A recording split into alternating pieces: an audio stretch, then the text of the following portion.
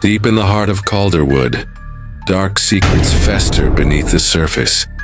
A detective and a woman with a haunting past must face an ancient evil, one that's been buried for centuries. But when the truth finally emerges, will they survive?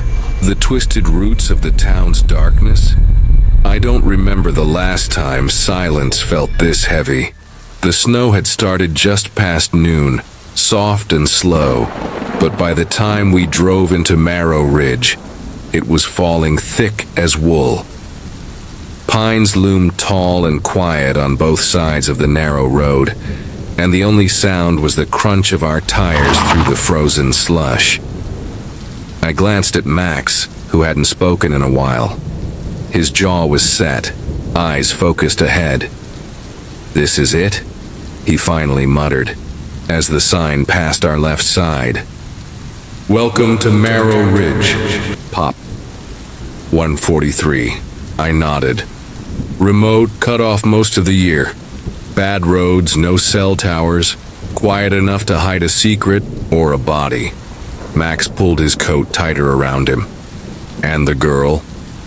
"Isla Marin," I said. "Investigative. Journalist, disappeared 2 nights ago. Last call she made was to her editor in Boston. Said she was close to something big. Then radio silence. And the snowstorm? Perfect cover for someone who doesn't want her found." We pulled into the only lodging in town, a small inn with a wooden sign that read, "Hearth Hollow." The porch creaked as we stepped out, snow coating our coats immediately. Inside, the warmth hit us like a wall. A woman at the counter looked up. She was maybe in her mid-40s, dark hair in a loose braid, wearing a thick wool sweater. "You must be the detectives," she said, offering a tight smile. "I'm Tessa Wren, Sheriff Mott's niece." I glanced around. Old furniture, a fireplace with dying embers, faded wallpaper. Cozy in a way that almost felt staged. "Your rooms are ready upstairs. Sheriff's waiting at the station. If you're ready." Max leaned over and whispered, "She's too calm, like she's been expecting us." I didn't answer. I'd learned long ago not to trust the surface. The sheriff's office sat just past the inn, a small squat building next to a frozen lake. Sheriff Elias Mott was a mountain of a man. Gray-bearded, thick hands, coat that looked older than most, cars I'd driven. He didn't stand when we entered, just nodded once. "Long drive?" he asked. "Long enough," I said. "You were the last one to see Isla Marin?" He didn't answer right away. Instead, he leaned back in his chair, studying me like I was a rusted puzzle. "She came to me asking about the Ridgeview Asylum. Place shut down over 20 years ago. Said she had a source who claimed someone never left." Max raised a brow. "What kind of someone?" Mott scratched at his beard. "Someone dangerous. That night I couldn't sleep. The storm outside battered the windows. Somewhere in the distance I thought I heard a low whistle. But when I looked out my window, there was nothing.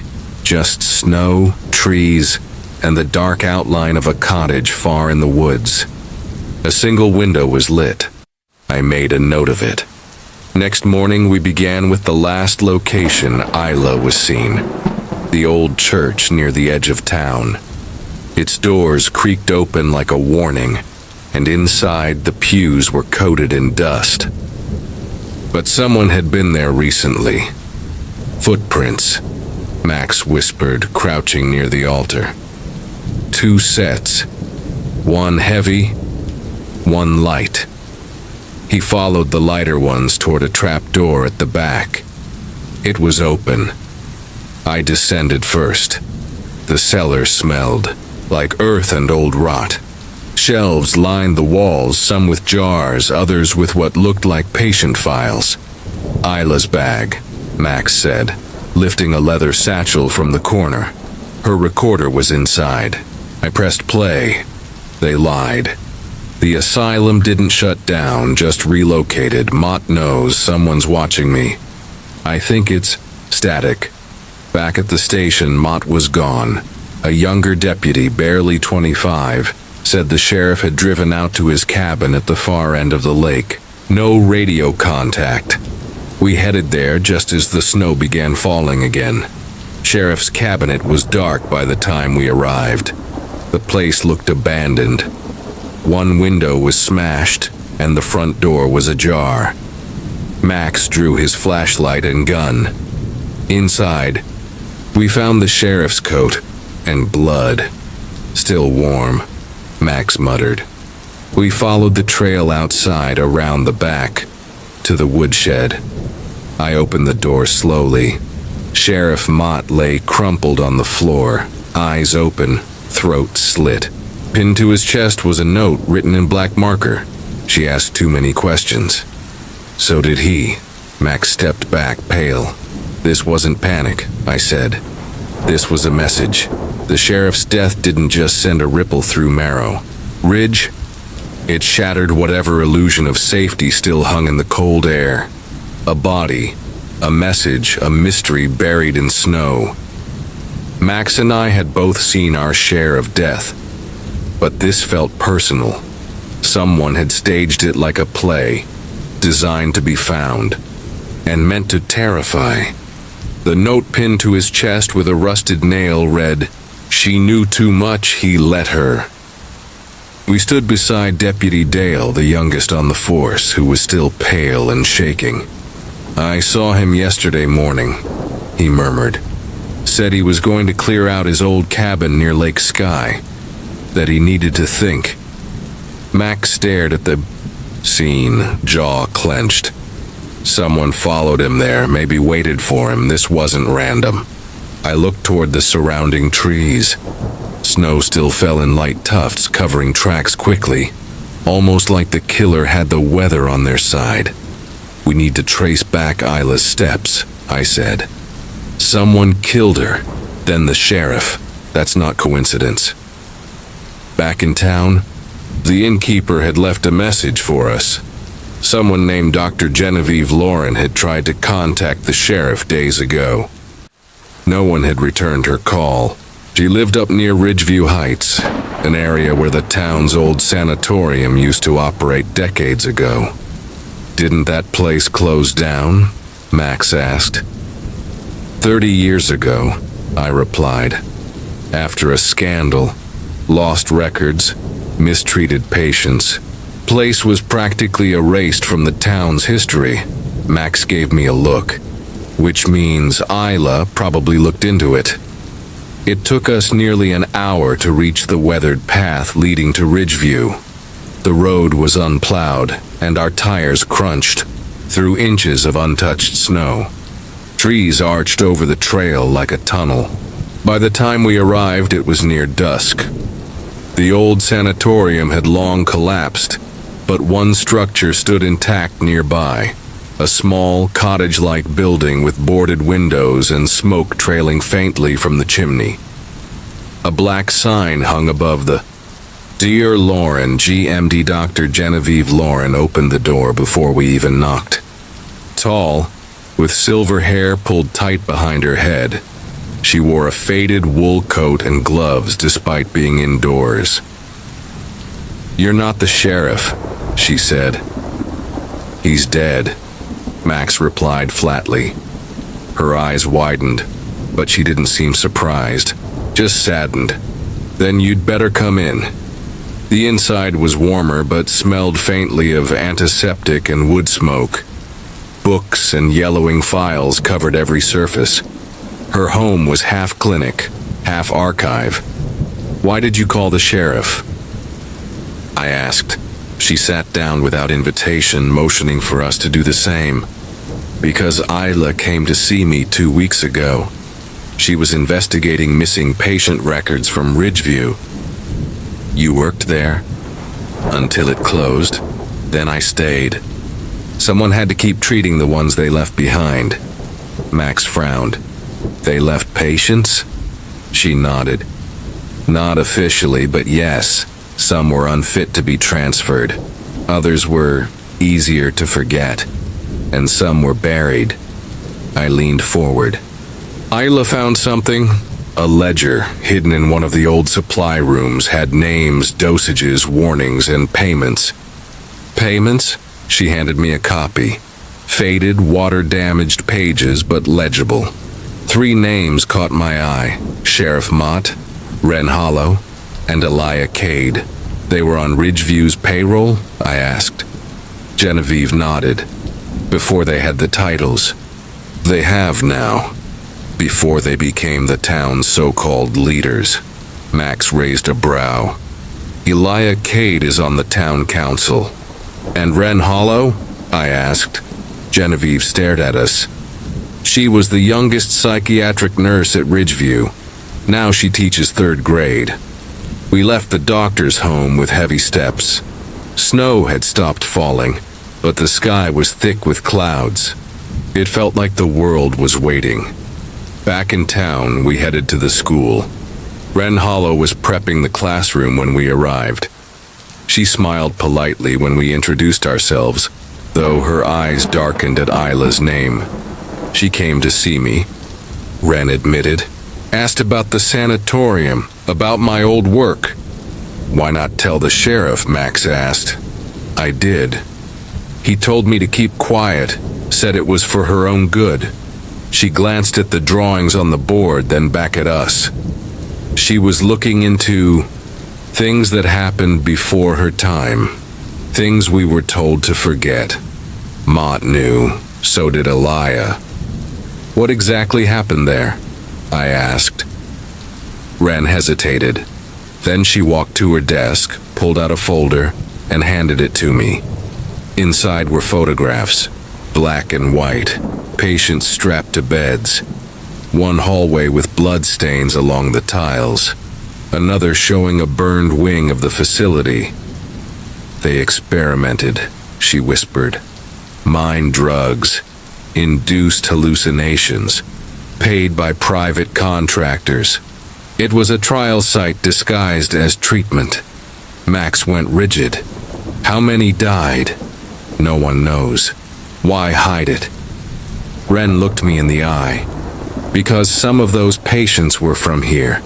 Some of the families still live in Marrow Ridge. The town would collapse under the weight of it. That night, we listened to Isla's recorder again. Click. They know I've seen the files. Ren tried to warn me. I think the sheriff's on my side, but he's scared. Genevieve won't talk. I'm being followed. If anything happens to me, it wasn't an accident. Click. The Ridgeview project was never shut down. It just went deeper underground. Click, then silence. At 3:17 a.m., someone knocked at our inn door. Max was already out of bed, gun in hand. I opened the door. No one. Just a box. Inside, a cassette, a Polaroid, and a severed finger. The photo showed Isla, alive, tied to a chair in a dark room. On the back, a message scribbled in red. She didn't know everything. But you will. Come alone. The next morning brought no sunlight, only a gray curtain of mist that lingered over the hilly countryside like a warning. Detective Rayan stood outside the small local precinct, a coffee in hand and his mind spinning. Isla had been missing for over 36 hours, and there was still no trace. Her phone last pinged near the forest trail behind the old Hawkins cottage, just a mile from where Clara Ray was found dead. She wouldn't just vanish, Rayan muttered to himself, his voice tight. Not her. Behind him, Kellen pushed the precinct door open. Rayan, you're gonna want to see this. Inside, the evidence board had changed overnight. A local ranger had submitted trail cam footage, low-res and jittery, but one frame showed Isla's coat just past midnight, walking alone. But the next frame, taken minutes later, captured something else. Someone tall, male, following her. His face obscured, but his outline unmistakably similar to... Ryan narrowed his eyes. Wait, pause that. Kellen tapped the keyboard, freezing the frame. It wasn't one of the locals. His posture, his gait, it felt off. Like someone pretending to be part of this place. Then something clicked. The professor, Ryan said aloud. Kellen blinked. Professor Wren? The one studying folklore? Yeah. He arrived in town the day Clara died. Claimed he was researching rural legends and psychological trauma. But he's always asking about timelines, forensics. Isla said she saw him near the woods days ago. Kellen pulled up Wren's file. Nothing stood out. Good academic record. A few grants, no criminal history. But something in Rayon's gut twisted. Let's pay him a visit, he said, grabbing his coat. Wren's rental house was perched higher on the hill, overlooking the vast valley like a watchful eye. The moment Rayan and Kellen stepped onto the creaking porch, they noticed the smell. Coppery, faint, but present. Ran answered the door casually. Detectives. Early visit. Mind if we come in? Rayan didn't wait for permission. Wren's living room was cluttered with papers, books on trauma, folklore, and, strangely, missing persons cases. Corkboard behind the curtain was half covered in news clippings. Rayan ripped it open. Clara's article. And below that, Isla. You're researching her? Rayan asked, low and dangerous. Wren didn't flinch. I study community reactions to tragedy. Small towns reveal more than you'd think. Kellen stepped into the kitchen and paused. Rayan, he called. On the counter sat a burner phone. Recent texts showed coordinates and times. One message read, Trail 0047. Do not be seen. Who sent this? Rian asked, holding the phone out. Ren hesitated for a second too long. I can't say. It's confidential. My source. Rayan's fist hit the table. A girl is missing. Another one's dead. And your phone shows you were tracking both. That's not research. That's obsession. Still, Ren's alibi held. Footage from the university confirmed he was on a call during Clara's estimated time of death. But Isla's case, the timeline didn't clear him. I'm not your man, Ren said coldly. But I can tell you, someone in this town is playing with you, and they want you to focus on me. That night, rain pelted the windows of the precinct as Rian stared at the map pinned on the wall. Red circles marked Clara's cottage, the forest trail, and now Ren's home. But what stood out was a blank spot, an unmarked cabin deep within the woods. Locals said it was abandoned after a fire years ago. Kellen entered, holding a file. You asked for Clara Ray's background. Guess what? She wasn't just a nurse. She worked in private mental health rehab centers, some off the books. One of her patients. He handed the page over. Dane Holloway, the same name from the anonymous tip 2 days earlier. Didn't he die in a car crash? Rayan asked. That's the official report. But no death certificate was ever issued. And Clara had visited the town 6 months ago, quietly. She didn't tell anyone. Rayan stared at the floor. She came back to check on him. Or to stop him. By morning, a breakthrough came. Rayan received an anonymous voicemail. The voice was distorted, but the message was clear. She's alive. But the house in the forest has eyes. Tonight. Midnight. Bring no one. Against every rule, Rayen drove alone. He parked far and hiked through the drenched woods, the flashlight trembling slightly in his grip. The trail grew darker, muffled by fog and leaves slick with rain. Then he saw it, a house blackened with age, windows boarded up, yet faint yellow light bled through the cracks. Inside, everything was still, until a floorboard creaked upstairs. He moved quietly, heart pounding, gun raised. The hallway led to a room with a locked door. He kicked it open, Isla tied to a chair, pale, alive. "Rayen?" she croaked. But before he could answer, he was hit from behind, hard. The world blurred. He woke up tied in the same room, across from Isla. Then came the footsteps. From the shadows stepped a figure in a raincoat. Tall, male. "Why?" Rayen demanded. "Who are you?" The man pulled the hood back. It wasn't Dane.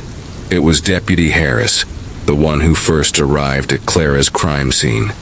The one who lost the early evidence, Kellen's trusted contact. "You never looked at me," Harris said softly. Not once, just another friendly face. Rayen's mind raced. "You were one of Clara's patients too." Harris smiled, slow and eerie. "We were a family in that place. She knew what I was capable of, so she ran. But I couldn't let her go without saying goodbye."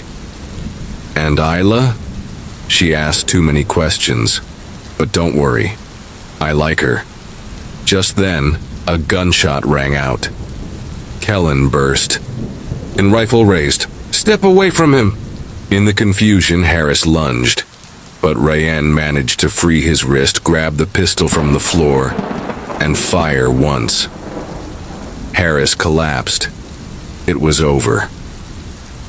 Back at the precinct, Isla rested in a quiet room.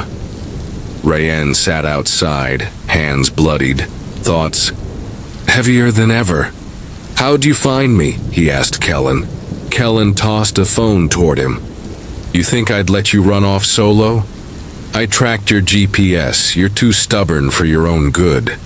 Rayen let out a tired laugh. As dawn broke over the hills, painting gold over the misty forest, one truth remained. In this town, even the quietest, faces hid stories darker than the night. And sometimes the monsters didn't come from the woods. They wore badges. The official report read clean. Deputy Sean Harris, once trusted, now exposed as a psychologically disturbed ex-patient of Clara Ray, driven by obsession and delusion. He had kidnapped Isla, killed Clara, and evaded suspicion by staying close to the investigation. It made sense on paper. The town could finally breathe, but for Rayen, something about it still felt off. Isla's condition was stabilizing. Though physically okay, her mind remained tangled in confusion and fear. She had brief flashes of memory, being dragged into the cabin, tied up, and hearing whispers from two voices. Not one, two people, she told Rayen slowly one evening. Her eyes stared past him into the darkness. "I swear there was another voice. A woman's." She told him not to mess things up again. She sounded angry. Rayen stilled. "A woman?" Isla nodded. "She was the one who sedated me." Kellen sat with Rayen late that night in the precinct, reviewing everything again. If Isla's memory is right, Harris wasn't working alone. But who? Rayen pulled the file on Clara Ray again. Her employment history showed one curious entry 5 years back. An unlicensed psychiatric facility, shut down after an internal abuse scandal. Most records were sealed, but 2 staff names slipped. Through in a lawsuit filing, Clara Ray, listed as on-site nurse, and Naomi Trask, a former therapist. Rayen froze. Naomi Trask had moved into town just last year. Quiet, reclusive. Volunteered part-time at the local library. He had even exchanged small talk with her. "She's here," Rayan whispered. "She's been here the whole time." The next day, Naomi's small cottage on the southern ridge stood quiet. Rayan knocked once, then again. Nothing. But the door creaked open under his hand. Inside smelled of chamomile tea and aged books. But on the wall of the hallway, mostly hidden behind a large canvas painting, was a locked wooden cabinet. Inside, he found old cassette tapes, patient recordings, and one of them was labeled Sean Harris, Session 17, Relapse with Clara. Rayan popped it into the nearby recorder. A woman's voice, Naomi, spoke calmly. "Sean, you need to accept she didn't love you. She helped you, but she never belonged to you." Then Sean's voice, "But she promised. You heard her. We were supposed to stay safe together." Naomi again. "We can still be safe, but not if you let her ruin things again." A long silence. Then Naomi's final words on the tape. "Do it, Sean, but be careful this time. No more messes." Rayan's hands curled into fists. It wasn't just Harris. Naomi was the architect, the one behind the curtain pulling strings. Clara must have discovered she was in town and came back not just to stop Sean, but Naomi too. She wanted to protect the town from her past, Rayan muttered, and she died for it. Kellen was already pulling up Naomi's DMV records. She drives a gray sedan, registered 2 miles outside town. "We move now?" Rayan nodded once. By the time they reached Naomi's home again, the car was gone, but the landline inside rang unexpectedly. Rayan picked it up. Naomi's voice, calm and cold, came through. "You're clever, Rayan. I always knew you were, but this is bigger than Sean. He was just a broken tool. Clara was going to expose me, ruin everything we rebuilt. I couldn't let that happen. You manipulated him into killing her and nearly killed Isla." Naomi's voice hardened. "They were just pieces. You'll understand one day. The town needed control, order. We gave it peace for years, until Clara brought the past back." Rayan's jaw tightened. "Where are you?" Naomi chuckled softly. "Somewhere. You'll find, if you're willing to see everything." The line went dead. The next 48 hours were chaos. Naomi vanished. No activity on her accounts, no sightings. But then a tip came in from a trucker. A woman matching her description was seen, fueling up near Falcon Pass, a steep route leading to the mountains, where cabins dotted the wilderness like scattered bones. Rayan and Kellen drove straight through the night. They stopped near the ridge where the tip ended and hiked into the foggy dawn. There, amid the thick pines, they found it.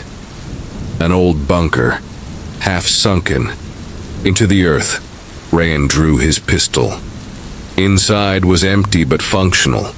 Gas stove, battery lights, a mattress, and a table with hand-drawn maps. On the wall, a phrase was scratched into the wood in jagged letters.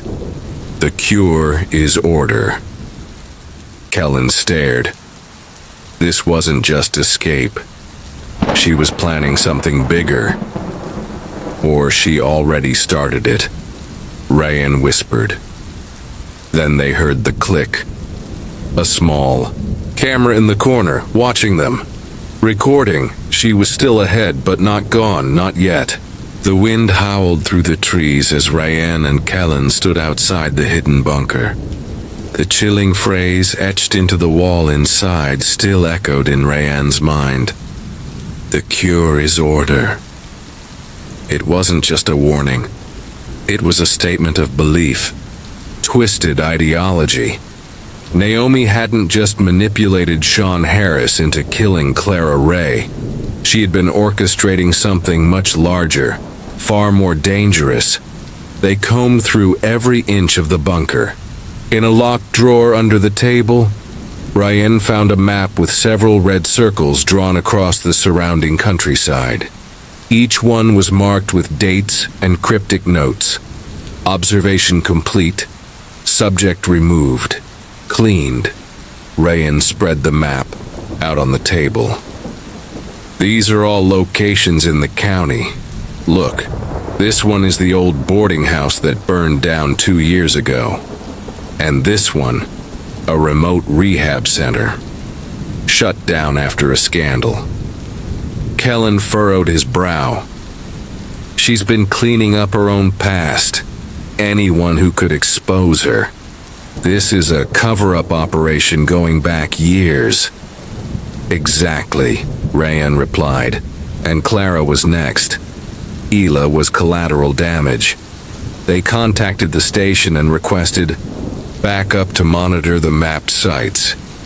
Meanwhile, Ryan and Kellen took the map and Naomi's files to the precinct to analyze further. But something didn't sit right with Ryan. Why show us the bunker? Why let the trucker see her? She's playing a game, leaving breadcrumbs. That night, Ryan couldn't sleep. The rain poured outside his apartment, drumming steadily on the windows. He sat by his desk, surrounded by files, maps, and photos. One image caught his eye again. A blurry surveillance capture of Naomi in the town library 2 weeks before Clara's murder. She was with a teenage boy. He looked familiar. Ryan zoomed in. Kellen walked in with coffee. Still going at it? Look at this. Ryan pointed. That boy. I saw him at the community center. His name's Eli. He was in the youth program Clara used to fund. You think he's connected? More than that, Ryan said. I think Naomi is grooming him like she did with Harris. They tracked Eli down the next morning. He was staying with his aunt, a woman who ran a flower shop near the center of town. Ryan and Kellen waited until he left for school and approached him gently. Ryan crouched to meet the boy's eyes. Eli, we're not here to get you in trouble. We just need to talk about Naomi. Eli flinched at the name. She told me I was special, he whispered. That I could fix things. That people like Clara were dangerous. Ryan exchanged glance with Kellen. Did she ever take you to the woods, to a cabin? Eli hesitated, then nodded. We had meetings. Me, her, and sometimes other people. They called it the Order. They said we were chosen to bring peace to the broken. Kellen scribbled notes. Ryan stayed calm. Eli, where did she say she was going? The boy looked frightened. She said she was going to the beginning. That, the past had to be buried. She was going to finish it where it all started. Ryan's heart raced. The facility, the one that shut down 5 years ago. It was in the hills near Grayback Hollow. They had a lead. Grayback Hollow was abandoned. The drive took nearly 4 hours through winding mountain roads. By the time they arrived, the sky had turned slate gray. Rain pelted the windshield in thick sheets. The facility loomed in the distance, a crumbling 3-story structure with vines crawling up the facade. They moved in carefully, weapons drawn. Inside, the air smelled of mildew and rot. Water dripped steadily from holes in the ceiling. Hallways were littered with overturned furniture and shredded patient records. In the main office, they found a fresh blanket, some empty food cans, and a gas lantern still warm. Ryan motioned. To the stairwell. She's here. They descended into the basement. The air grew colder. Walls were stained with dark smears. Old therapy rooms lined the hallway, their doors half open, and at the end a single light. Naomi stood in a room with a boarded-up window, her back to them. A tape recorder sat on the desk. Dozens of patient files were scattered across the floor. Ryan stepped in. "Naomi, it's over." She turned slowly, face calm. "Over, detective, it's just beginning. You think stopping me ends anything? There are others now. Seeds I've planted. They believe. They understand the need for control." Kellen moved behind her, gun raised. "Hands where I can see them." Naomi raised her hand slowly. Clara was weak. She wanted chaos. She wanted people to feel. I offered order. I offered peace. Ryan approached the desk, flipping open one of the files. Inside were notes on dozens of people, patients, townsfolk, teenagers, many labeled as potential recruits or lost causes. Naomi watched him. "It won't stop with me." Ryan looked her dead in the eyes. "It will." She lunged suddenly, not at them, at the desk drawer. Kellen fired. The shot echoed through the basement. Naomi crumpled to the floor, bleeding from the shoulder. She groaned but was alive. Ryan kicked open the drawer. Inside was a remote detonator, rigged. 2 explosives buried under the facility. Kellen cuffed Naomi while Ryan radioed for a bomb squad. It took hours to safely remove the charges. Naomi was taken into custody. Her network was dismantled one by one, thanks to the files and Eli's testimony. Isla recovered fully. She later thanked Ryan with tears in her eyes, confessing she had always believed Clara was protecting something bigger. Now she knew. Months passed. The rain finally stopped. Ryan stood alone one evening at Clara Ray's grave, a quiet hill overlooking the town she tried to save.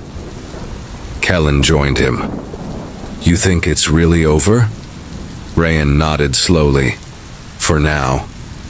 But people like Naomi, they always leave something behind."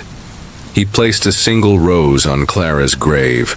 The wind rustled through the grass, peaceful, but watchful, as if the town was breathing again but keeping one eye open, because darkness never truly dies. It just waits. The crisp morning air bit through Ryan's coat as he stood outside the courthouse. Naomi Whitaker's trial had begun. Though her injuries had healed, her eyes still carried the same cold calculation they did the day they pulled her from the facility basement. Reporters crowded the steps, their flashes like staccato lightning. Kellen approached carrying 2 coffee cups and a grim expression. "She pled not guilty," Kellen muttered, handing Ryan a cup.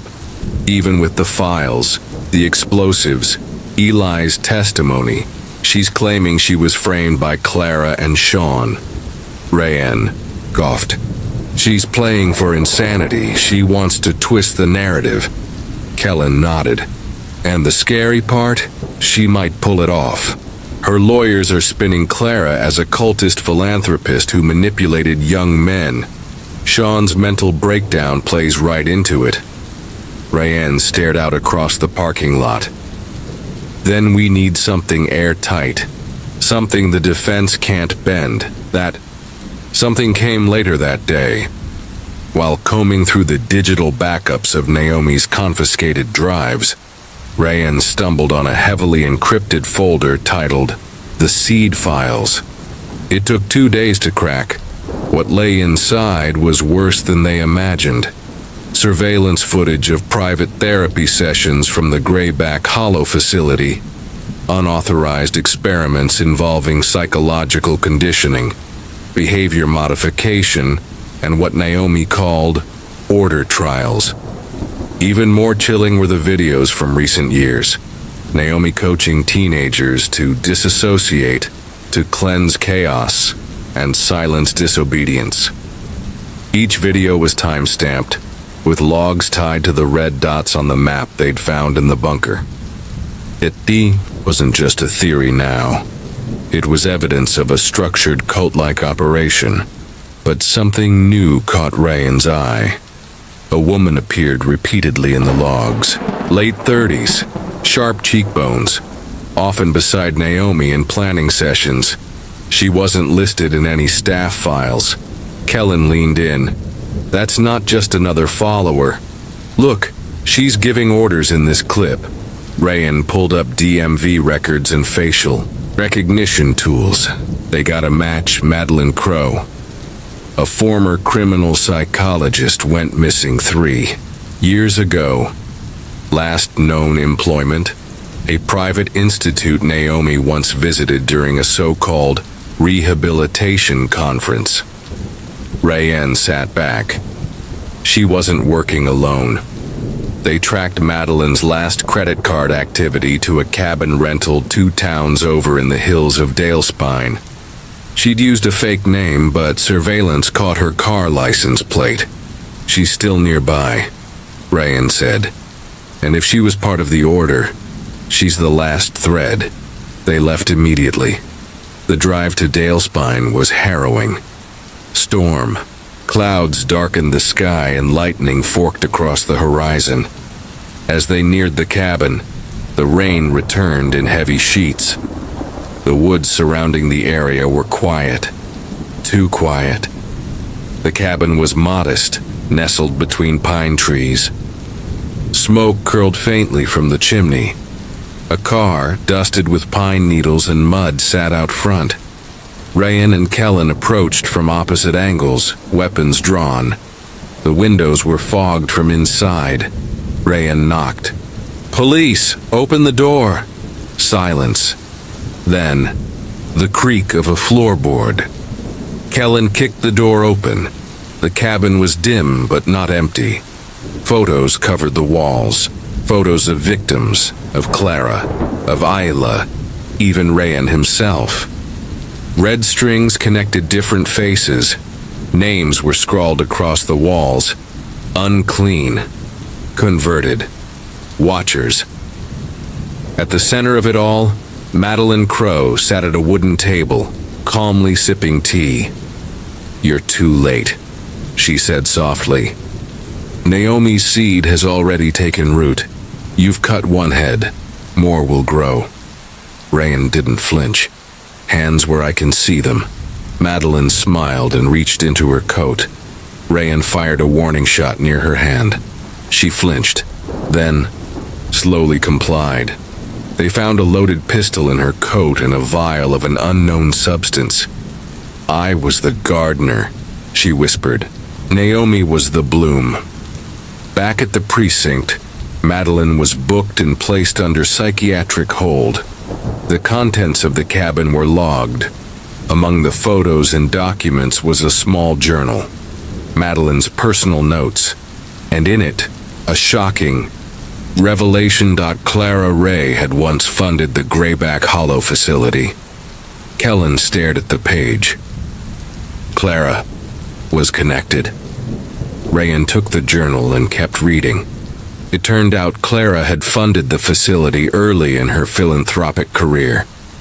She believed it would provide free psychological care to remote areas, but after reports of ethical violations, she pulled out and exposed the scandal to the press, shutting the center down. Naomi and Madeleine had been part of that staff. They lost everything after Clara's whistleblowing. Kellen exhaled. So it was revenge, all of it. Clara exposed them, so they buried her with her own legacy. Ryan nodded, and then twisted it into their religion. The trial resumed. With Madeleine's arrest and journal, the case turned decisively. The jury heard Naomi's voice in recordings, saw the footage, read the files. It took less than 2 hours to convict her, life without parole. But the story wasn't done. 2 months after the trial, an anonymous package arrived at the station. Inside, a flash drive. It contained a short video. A teenager, no older than 17, stood in front of a mirror. He wore a dark gray uniform stitched with a strange circular insignia. He looked into the camera. "The order lives." Then he smiled, and the screen went black. Rayanne sat in his office that evening, rain tapping softly on the windows. He stared at the insignia. It wasn't one they'd seen before. Kellen walked in quietly. "We have to assume there are more." Rayanne nodded. Naomi was the spark, but the fire's spreading underground. He looked out the window. "We need to start watching the shadows again." The sun was long gone behind the jagged tree line. As Rayanne's car crept up the twisted, narrow road leading deep into the valley, past Grayback Hollow. There was no cell signal, no lights ahead. Only a black rain-slick ribbon of gravel cutting through dense, fog-covered trees. In the passenger seat, Kellen tapped a flashlight against his palm, watching the map they'd found in Naomi's file flicker under the glow. It was hand-drawn, marked with crude trails and an X labeled only. Vigil. Rayanne's jaw clenched. If Naomi's contact is still out there, this is where they'll be. She mentioned something about purification rituals. This is where the worst of it happened. Kellen nodded grimly. And it's where she started grooming the next one. After Naomi's arrest, they had traced more than a dozen young people she had contact with, many now missing. One, a 16-year-old girl named Lacey Wendell, had vanished 2 weeks earlier. The last place her phone pinged was miles from any town, somewhere near this very road. The car jerked as the tires hit a pothole. They stopped outside a clearing where the trees parted slightly, revealing a crumbling structure half swallowed by the earth. It looked like an old chapel, but the windows were boarded shut, and barbed wire surrounded its sides. Something about it felt utterly wrong, like the ground itself was trying to vomit it out. "Guns ready," Rayanne muttered. "We move quiet." They slipped out of the car, boots crunching wet leaves. The air was colder here, unnaturally so. Inside, the chapel. A faint light flickered behind cracked stained glass. Candlelight, not electricity. As they approached, voices murmured from within, chanting, rhythmic, slow. Rayanne motioned to the left side of the structure. Kellen circled around the right. Rayanne found a broken section of the wall and peered through. Inside were 5 robed figures, kneeling in a circle around a teenage girl tied to an altar. Lacey. She was gagged, terrified, eyes darting wildly around the room. One of the figures removed his hood. It was Eli. Rayanne's blood froze. The boy had vanished 2 days earlier. Everyone assumed he was being protected, but now he saw the truth. Eli wasn't being groomed. He was already converted. Kellen's voice crackled quietly through the comms. "Eyes on the target. You ready? Go." They burst through the broken doors with guns raised. "Police, hands in the air!" Screams erupted. One figure lunged forward with a knife. Rayanne fired, the shot tearing through his shoulder. Kellen tackled another as the rest scattered like rats. Rayanne ran to the altar, cutting the ropes binding Lacey. "You're safe. It's over." But the girl shook her head violently, eyes wide. "No, it's not over. He's not the leader." Rayanne froze. From behind the altar, a trap door creaked open, and from the darkness below, a new voice spoke. "It never ends, Detective. Order must be preserved." A tall man emerged, lean, pale, and calm. His eyes burned with a cold intensity. He wore a long black coat, and in his hand he held a silver ring. a match to the one found in Naomi's bunker. "I'm Isaac," he said quietly. Naomi was just one of many. He lifted his hands, palms out. Kellen had him in his sights. "Don't move." But Isaac only smiled. "You've cut down the branches, but the roots are deep. We've been here since before the town. Before the graves. We are the cure." He dropped a small device to the floor. Kellen shouted, "Bomb!" Rayan grabbed Lacey and pulled her down just as a deafening bang echoed through the chapel. Not a bomb, but a flashbang. Light and sound swallowed everything. By the time they recovered their senses, Isaac and Eli were gone. Only the bodies of the other acolytes remained. Back at the station, Rayan was silent for hours. The ritual site had been burned. Lacey was safe, but deeply traumatized. She spoke only in whispers, describing days of being told she would ascend. Kellen sat across from Rayan in the dark briefing room. "We're not dealing with a cult," Kellen finally said. "This is something worse. A network. A society." Rayan nodded slowly. "It's in the town's roots. Every piece we uncover, there's another waiting beneath it." They reviewed Naomi's files again and again, and something began to emerge. Patterns. In the names, places, events. Clara Ray had been close to discovering it before her death. A hidden hierarchy of influential townsfolk, many now dead, but some names were still active. One stuck out, Mayor Lindwell. He had distanced himself from the investigation since Naomi's arrest, refused interviews, and recently taken an unexpected leave of absence. Rayan and Kellen drove to his estate, an isolated mansion hidden behind electronic gates. The housekeeper answered. "The mayor left 2 nights ago. Said he was going on a private retreat. Gave no address." Kellen scowled. "He's running." But Rayan looked deeper, into the town records, the mayor's financials, and there it was. A shell company linked to a remote cabin in the northwestern woods. A forgotten lodge bought decades ago and left off-grid. The next night they reached it.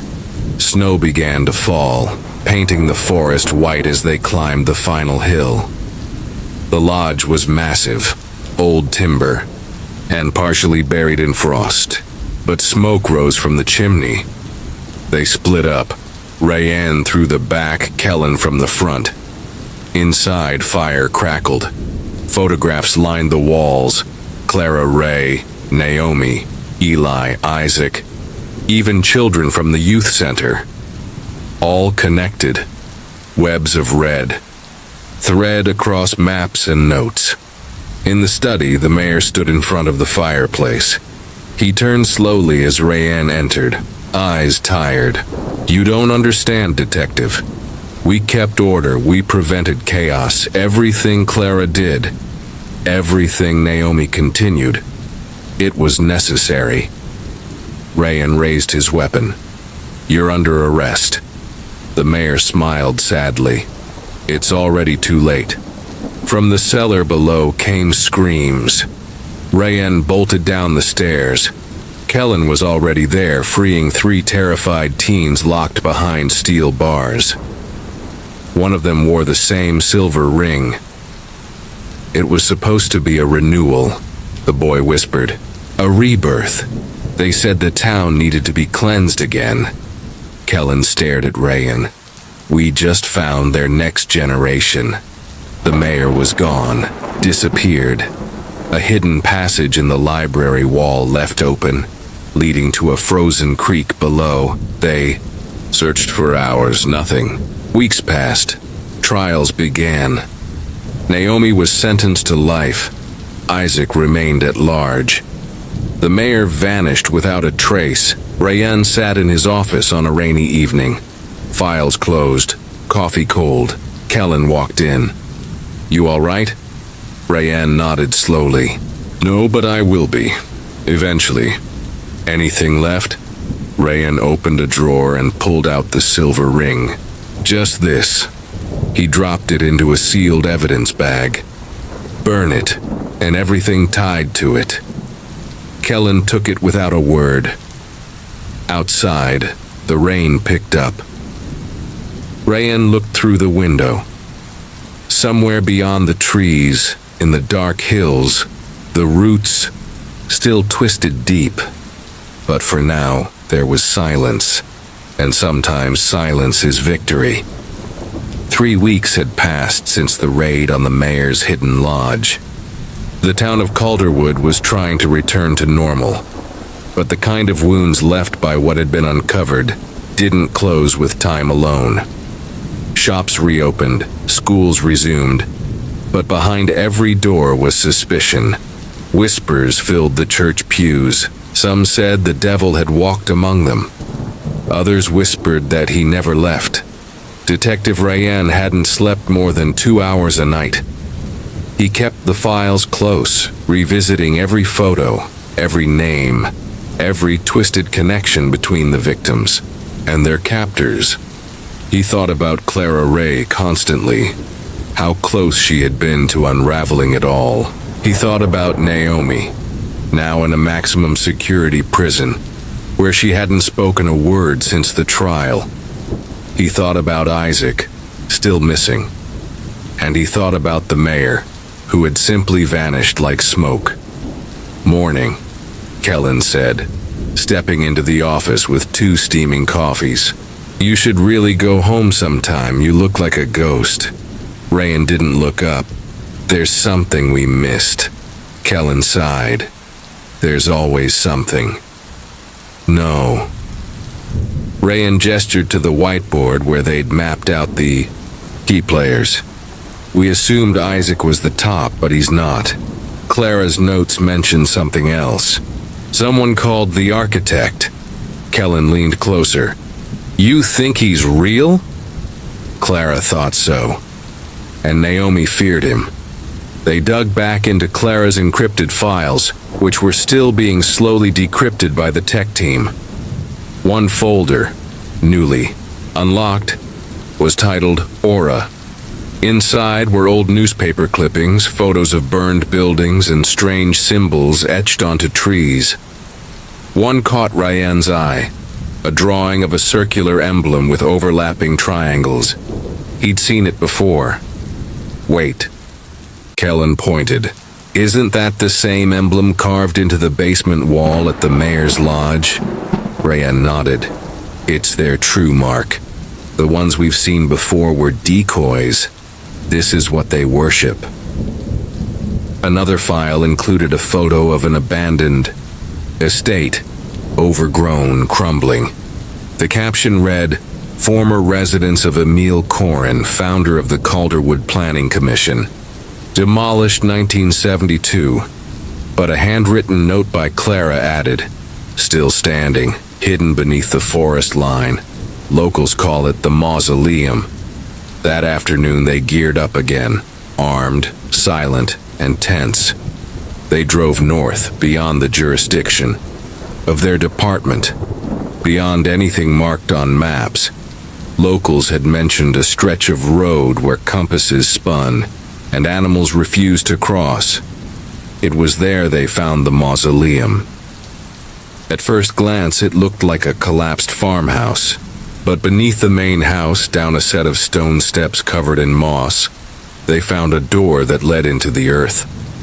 What lay inside wasn't a basement, it was a catacomb.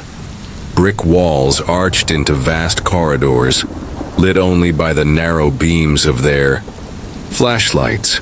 Symbols lined the walls, some in paint, others scratched in blood. The air was thick and metallic. Kellen whispered, "This is way older than 1972. They passed locked rooms filled with rotten furniture, ritual tools, and photographs of people whose faces were slashed out.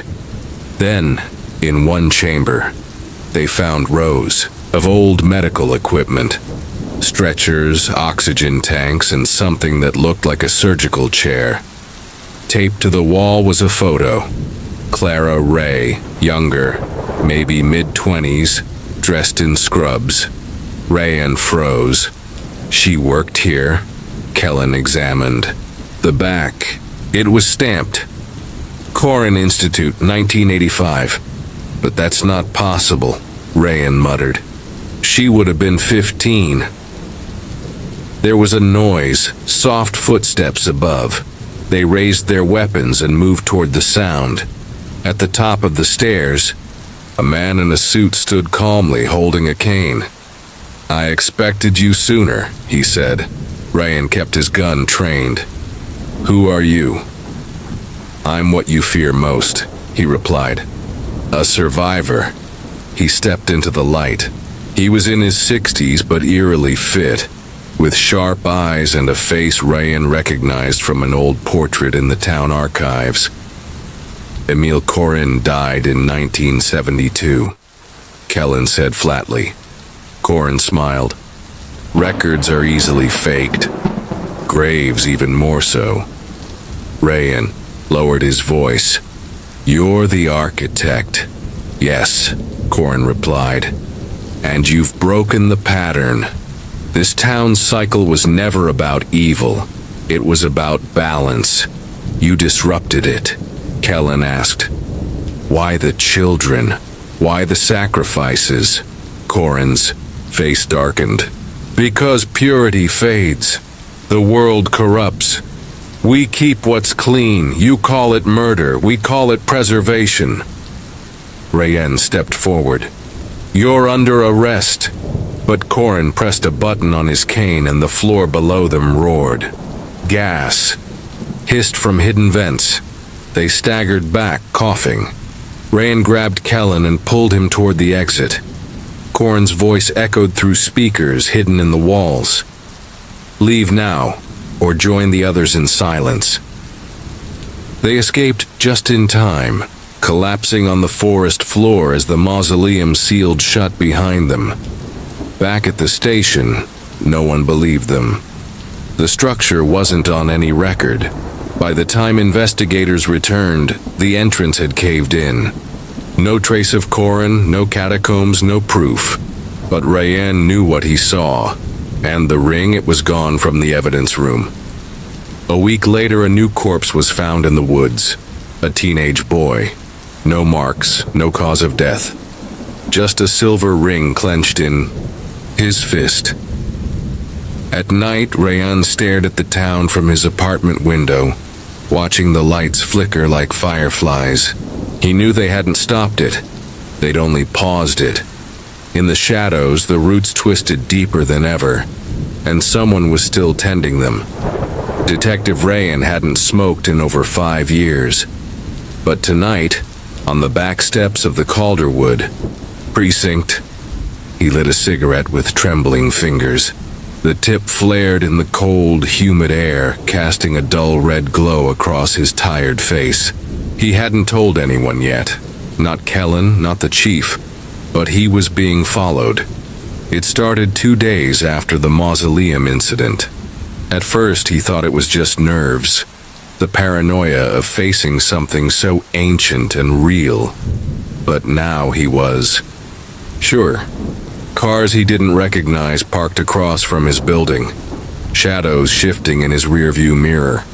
And just last night, someone had left a small, dead bird on his doorstep, its wings folded neatly, its eyes gouged out.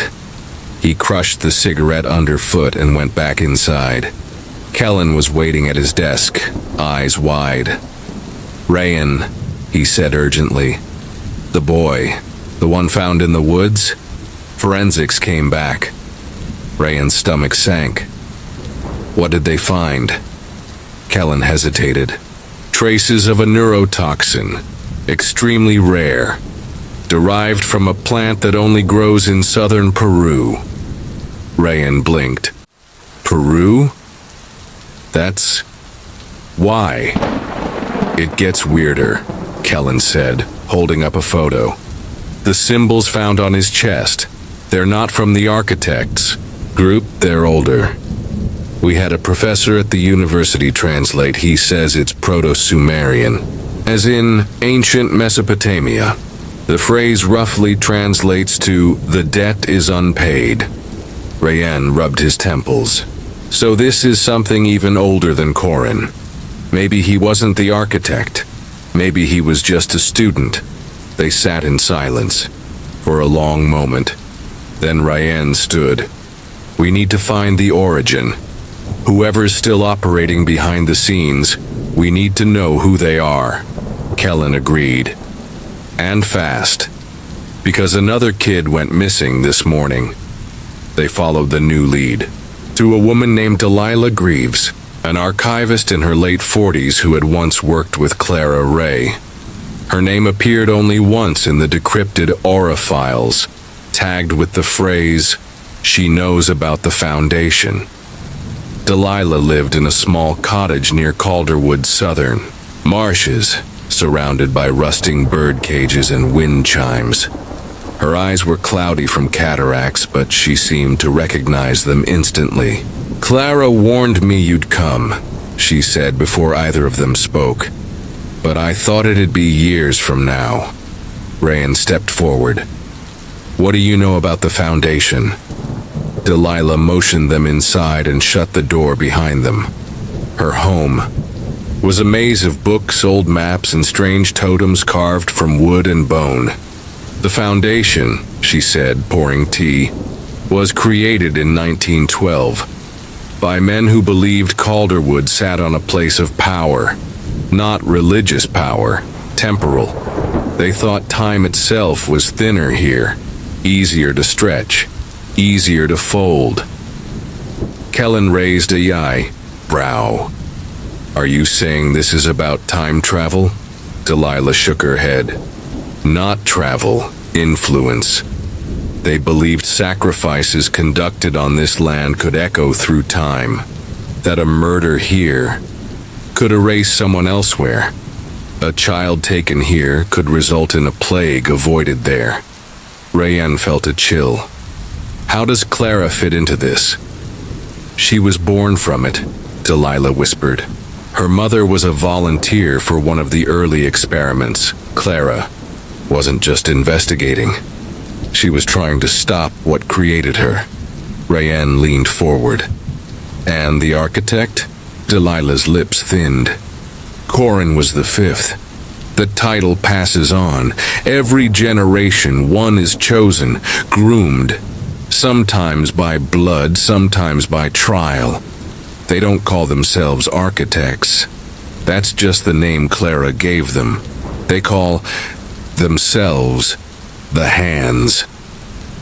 A gust of wind slammed the shutters outside. Delilah flinched. "They're watching now," she whispered. "They always are." That night, back at the precinct, Rayan received an encrypted file on his work laptop. No sender. Just a title, Manifesto PDF.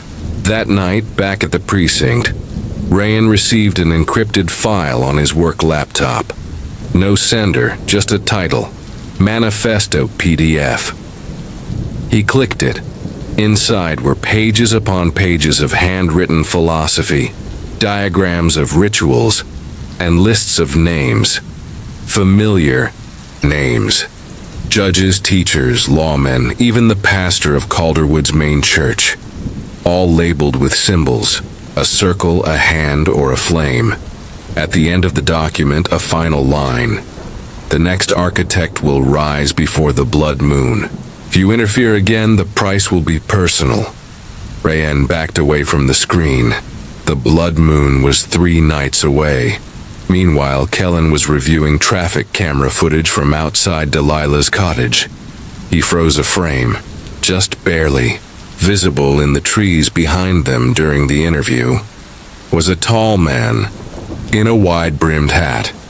The same man Rayan had described seeing near his building. The same man from an old photo labeled 1954, unknown attendee, Corin Estate.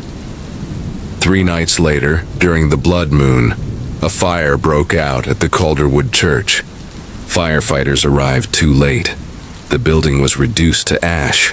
Inside, among the remains, they found bones, 6 sets. Only one could be identified: Delilah Greaves. Rayanne sat alone in his apartment that night, reading through Clara's journals again. On the final page, written in shaky pen, "To find the hands, follow the ones with none." He didn't understand, not yet, but he knew time was running out and Calderwood's next cycle was already starting. The week after their escape from the mausoleum, the silence in Calderwood became unnatural. It wasn't just quiet. It was deliberate, like the entire town had agreed not to speak of what happened, as if uttering it aloud would give the evil a name again. Detective Rayanne felt it every time he stepped outside.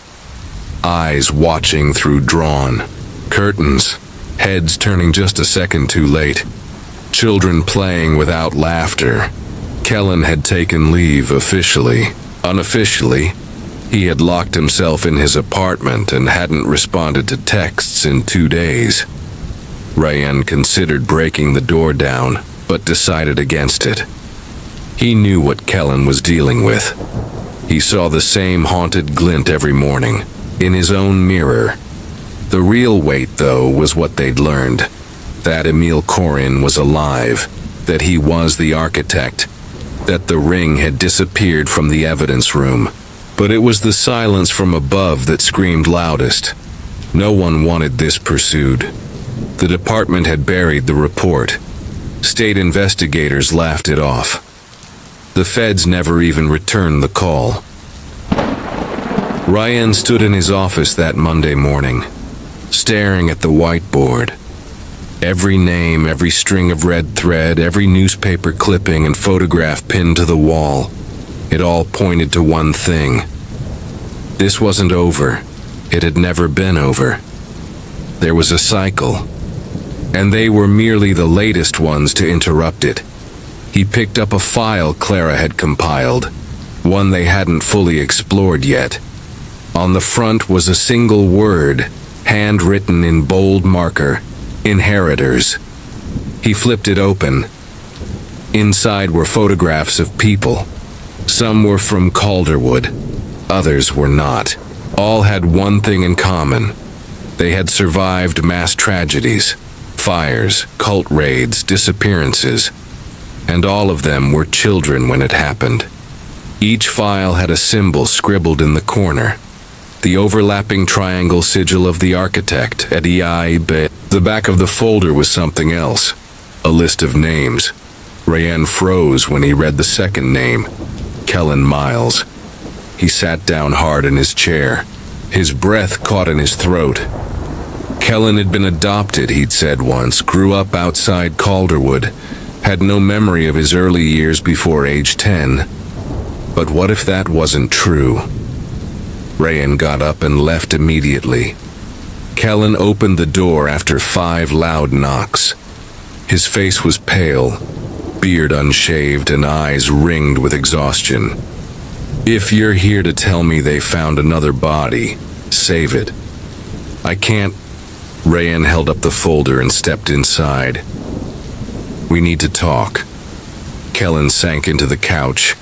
Without argument, Rayanne dropped the folder on the table. "You were one of them." Kellen stared at the photos, flipping through them slowly. "What is this?" "Inheritors. Survivors of ritualistic tragedies. Every single one was a child when something happened. Every one of them is tied to the architect." Kellen's face paled. "You're saying I was taken?" "I think you were born into it." They both sat in stunned silence. Then Kellen said quietly, "I've been having dreams since we found the mausoleum." Rayanne raised an eyebrow. "What kind of dreams?" "Not dreams, memories." Kellen rubbed his face. A man in a mask, a circle of fire, a chant I couldn't understand, and a symbol drawn in blood on my chest. Rayanne's blood ran cold. Do you remember anything else? One word, whispered over and over. Air. Rayanne stood. We need to go. Where? To the cemetery. They arrived just after dusk, flashlights in hand, avoiding the patrol car stationed at the entrance. The older part of the graveyard had been closed for decades. Most of the stones were crumbling and unreadable. But Rayanne knew where to look. Row 13, plot 7. The grave read, Emile Corin, 1911-1972, visionary, father, builder. It was a lie, of course, but what was buried here? They began digging. It didn't take long. 3 feet down, the metal edge of a box clanged against the shovel. It was a coffin, but not a human-sized one. It was small, like a child's. Rayanne opened it slowly. Inside was a doll, porcelain, dressed in white, its face painted with the overlapping triangle symbol. Its eyes were closed. Taped to the lid was a piece of paper. When the heir remembers, the architect returns. Kellen stepped back, breath caught. This isn't about the victims, is it? It never was. No, Rayanne whispered. It was about the replacement.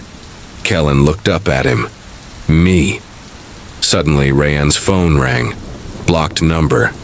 He answered. Voice, distorted, deep and gravelly, said one word. You've opened the gate. Then the line went dead. Rayanne looked at Kellen. We have to go now. Back at the station, chaos awaited them. The night shift officers were unconscious. The power had been cut. Files were scattered. The evidence room was broken into, again. The only thing taken, Clara Ray's encrypted hard drive. On the monitor of Rayanne's desk, a message glowed in red. The cycle demands a bloodline. Kellen sat heavily, hands shaking. They've been planning this longer than we ever realized. Rayanne leaned forward. We need to talk to someone who knows this better than either of us. Kellen frowned. Who? Rayanne stared at the screen. Naomi. The next morning, they drove to the Max security facility. Naomi hadn't spoken a word since her arrest.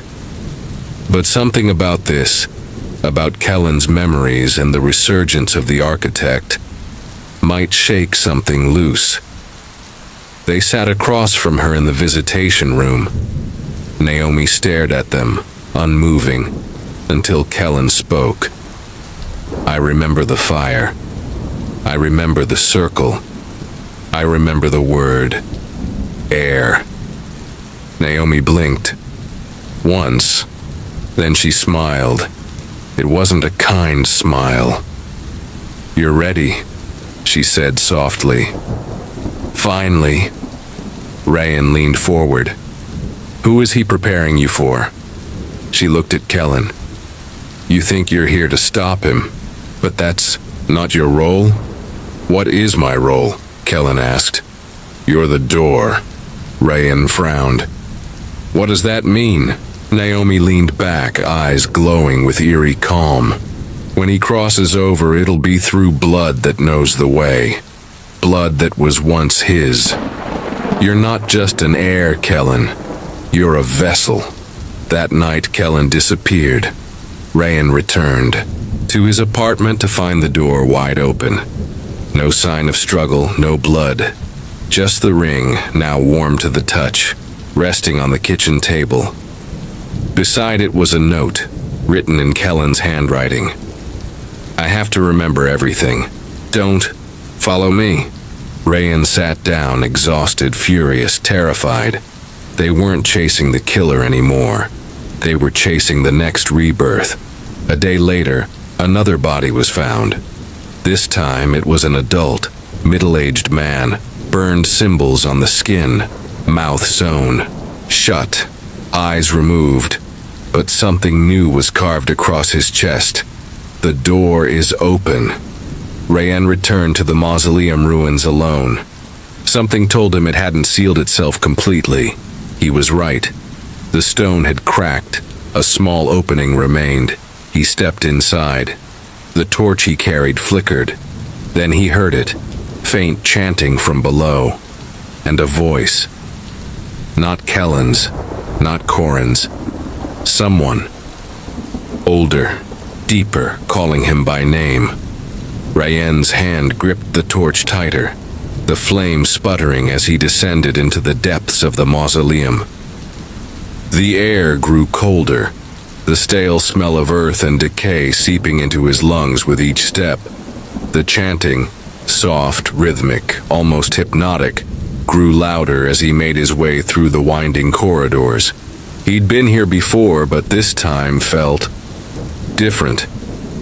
This time he wasn't just walking into the past, he was walking into the heart of it.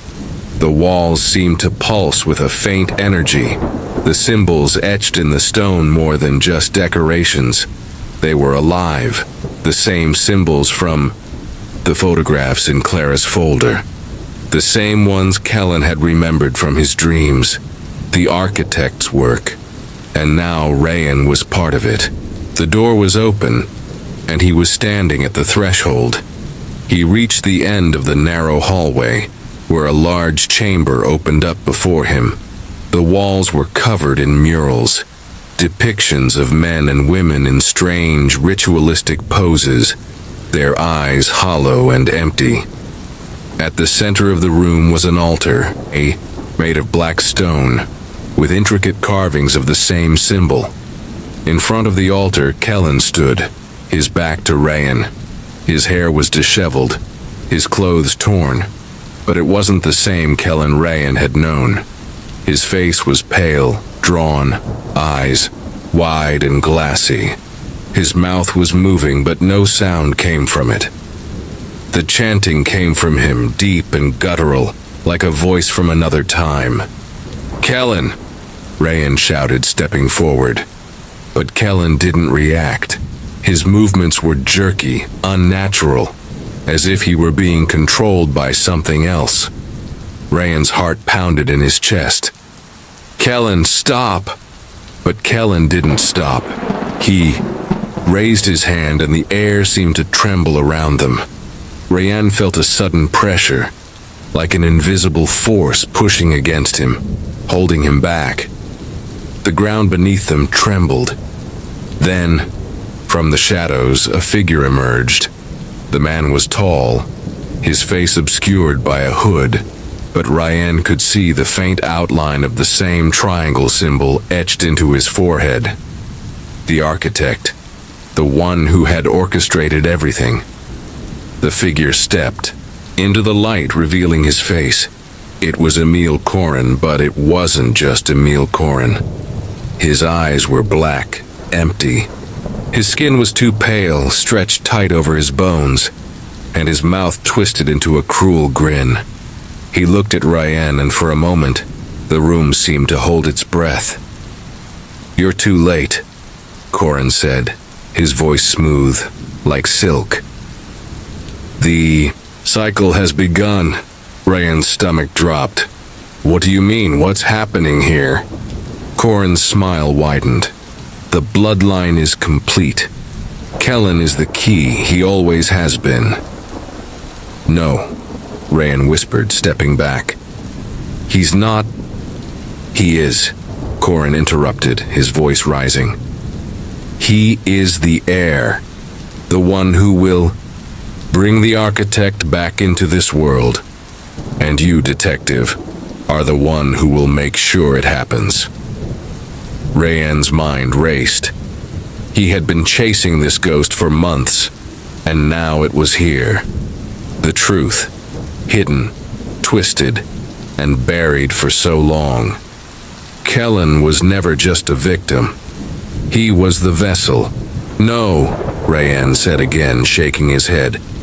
This isn't Kellen. This isn't what he wants. You think Kellen wants anything? Corin laughed. No, detective. He doesn't have a choice. You never had a choice. None of you did. The cycle chooses. Rayanne took a step forward, his hand reaching for the gun holstered at his side. But something stopped him. The air in the chamber thickened, the pressure building again. He couldn't breathe. His chest tightened, and for a moment, he thought he might collapse. But then something shifted. Kellen's body twitched, his hand dropping from the air. He turned slowly, his eyes meeting Rayanne's. There was something different in them now. Clarity mixed with fear. Kellen, Rayanne called, his voice breaking. The boy took a step toward him, but it was as if he was fighting against something. Something that was holding him in place. Rayanne. Kellen's voice was hoarse, almost a whisper. I didn't know. I didn't know it was going to be like this. Corin laughed, a low, sinister sound that echoed off the walls.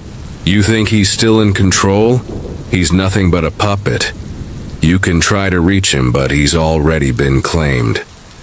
Kellen's lips parted as if to speak, but his body convulsed violently. The chanting from his throat grew louder, deeper, until Rayanne had to cover his ears to block it out. The energy in the room crackled, a tangible force that made the walls hum. Rayanne looked at Kellen one last time, desperation in his eyes. Fight it, Kellen, please! But Kellen's expression faltered, his eyes shifting as if torn between two worlds. The force inside him was too strong. Rayanne turned to Corin, fury building in his chest. I won't let you do this. Corin took a step toward him. You think you can stop it? The cycle has already begun. There's no turning back now. Once the door is open, there is only one way to close it. Rayanne's mind raced. He knew the truth now. Kellen was the key, but it wasn't too late. There had to be a way to break the cycle, to stop the ritual before it consumed them both. Kellen's body jerked again and he fell to his knees, eyes wide with pain. Rayanne, help me. Corin's smile twisted. It's already too late. The ground beneath their feet shook violently. The altar cracked open, revealing something glowing in the center, a dark, pulsing energy. Rayanne felt the temperature drop, an unnatural cold sweeping through the room. The sky outside seemed to darken, a storm brewing as if the very world itself was holding its breath. Rayanne raised his gun, aiming it directly at Corin. I won't let you win. But before he could pull the trigger, a voice cut through the chaos, familiar, soothing, yet laced with an edge of desperation. Stop. Naomi appeared at the entrance to the chamber, her face pale and drawn, but her eyes clear. She held out her hand toward Rayanne, her gaze fixed on Kellen. The cycle can't be stopped this way. Rayanne hesitated. What are you saying? This has to end? She shook her head. It's not the architect you're fighting, it's the cycle itself, the inheritance. Kellen is only a piece of it, and you. She paused, her voice cracking. You're the only one who can close the door. Naomi's voice hung in the air, the tension thick enough to cut with a knife. The flickering light from the altar cast long, twisted shadows on the walls, the pulsing glow now intensifying as if it were alive. Rayanne's heart pounded in his chest, his mind racing. Close the door? What are you talking about? Naomi took a cautious step forward, her hand trembling but firm. The ritual isn't about bringing someone back. It's about creating a doorway between worlds. Kellen, he was never supposed to be the sacrifice. He was meant to be the one who holds the door open, the one who controls it. But the cycle... Her eyes flicked toward Emil Korin, who stood by the altar watching them with a cold, knowing smile. It has to be stopped, or it will consume everything. Rayan's mind spun. He looked between Naomi, Kellen, and Korin. Kellen was still on his knees, his body racked with spasms, his eyes wide and pleading. He wasn't in control anymore. No, Rayan said quietly, the gun still shaking in his hand. This has to stop. No more doors, no more rituals. I'll end it now. Korin chuckled darkly. You misunderstand, Detective. There's no ending it. You are already too far inside. You and Kellen both. You've seen it. You've felt it. The door is open and you're too late to close it. Naomi's eyes widened. Rayan, please. You don't know what you're doing. If you kill him, if you try to close it in the wrong way... Rayan's jaw clenched. He wasn't sure what was real anymore, what was left of the truth. But the pain in Kellen's eyes was real. His friend, his partner, was being ripped apart from the inside. Rayan's instincts screamed at him to act, to stop this madness, before it went any further. Rayan glanced at Kellen and then back at Naomi. What's the right way then? How do we stop this? Naomi's voice cracked as she spoke. The door can only be closed from the inside. The one who opens it is the only one who can close it. You need to pull Kellen back from whatever this is. He has to choose to close it. Himself, to choose to sever the connection. But it won't be easy.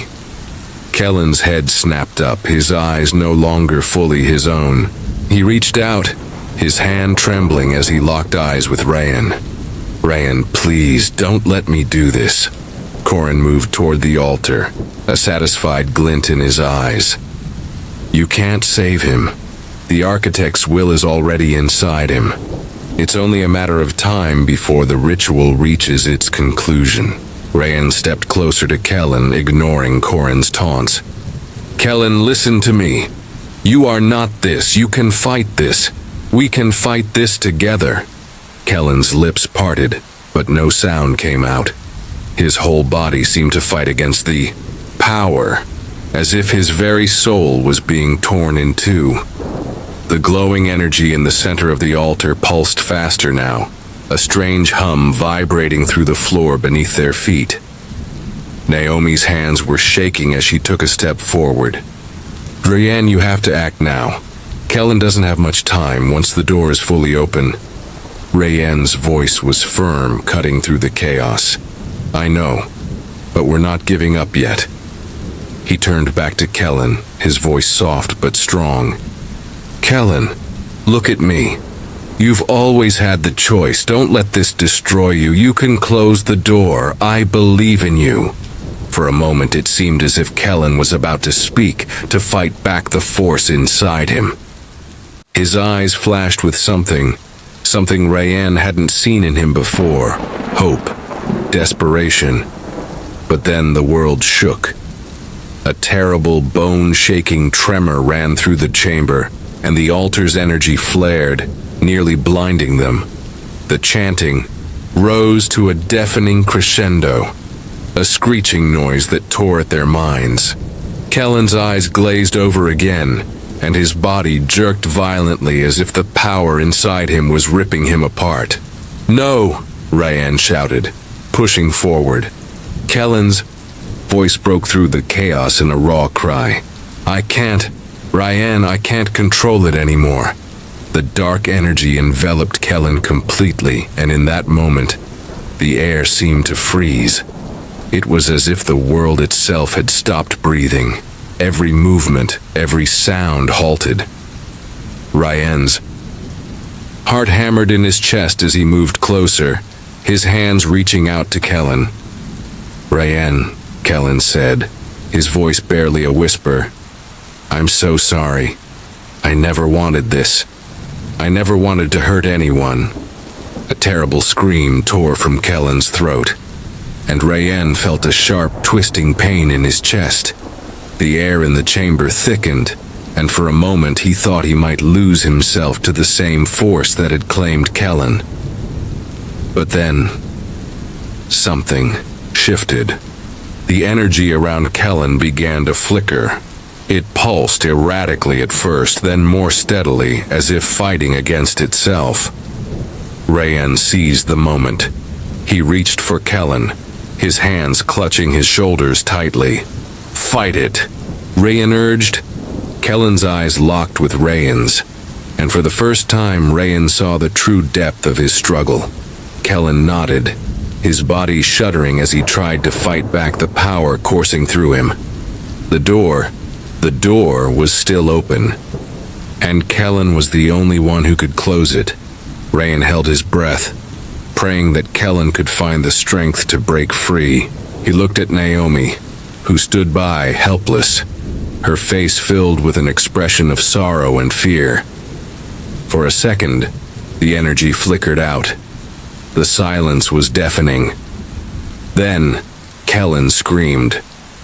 With a force that could have shattered the world, Kellen's body snapped upright. A blinding flash filled the chamber as the door, the gateway, began to close, but not without a cost. The walls shook, crumbling under the pressure. The ceiling above them began to crack, and the very air felt as if it were being torn apart. Rayen could feel the energy being ripped from the room as the door began to close. But it wasn't without a violent push from the other side. Kellen's eyes rolled back into his head as the final surge of power broke free, and everything went black. The world felt wrong. Rayen woke to silence, a silence deeper than any he'd known before. It was as if the very air had been drained of all sound. He blinked rapidly, trying to focus, but his head was heavy, his body sluggish. The last thing he remembered was the blinding flash, the violent closing of the door, and then nothing. He sat up slowly, his eyes adjusting to the darkness. He was in a small, cold room. Stone walls, no windows, only a single door. It was familiar, but wrong. He stood on shaky legs, his body still fighting the disorientation, his mind grasping at the fragments of memories that came flooding back. Kellen had chosen to close the door. Rayen's heart thudded painfully in his chest. But where was he now? Was it over? The door creaked open and Rayen instinctively moved. Backhand going to his holster, empty. Naomi stepped inside. Her expression was unreadable, her eyes shadowed. She closed the door behind her with a soft click. "You're awake," she said quietly, almost as though she'd been waiting for this moment for a long time. Rayen didn't speak at first. His gaze shifted, scanning her, searching for something, anything, to explain what was happening. "What happened?" he finally asked, his voice raw. "Where's Kellen?" Naomi didn't answer right away. She turned her back to him, walking slowly toward a corner of the room where a single flickering light illuminated a strange, worn notebook on the table. The room felt suffocating. "You didn't close the door," she said after a long pause. "Not all the way." Rayen's chest tightened. "What are you talking about?" Naomi turned, her face pale in the dim light. The door was never meant to close completely. Kellen couldn't shut it. The force was too strong. And when it started to close, it ripped him apart. Rayen's throat went dry. "No. He's alive." Naomi shook her head. "Not the way you think. He was the one holding the balance open, but in the end, he couldn't control it. It consumed him." The ritual wasn't just about closing the door, it was about keeping it open, keeping the balance between the two worlds intact. And when he couldn't close it completely, the door, it collapsed. And Kellen's soul is now trapped in between. Rayan's breath came in shallow gasps as the horror of it sank. He's gone then? Naomi didn't say anything for a moment. Her face was a mask of regret, but there was something else beneath it. Something darker. He was never meant to be the sacrifice. He was meant to be the one who controlled the doorway. But now the balance has been shattered. The forces from the other side, what we've been calling the architect, they're stronger than we ever realized. Rayan's mind raced. The architect, the one who had manipulated them all, who had planted the seed of destruction in Calderwood, was that it? Had Kellen's death, his sacrifice, been nothing but part of the plan all along?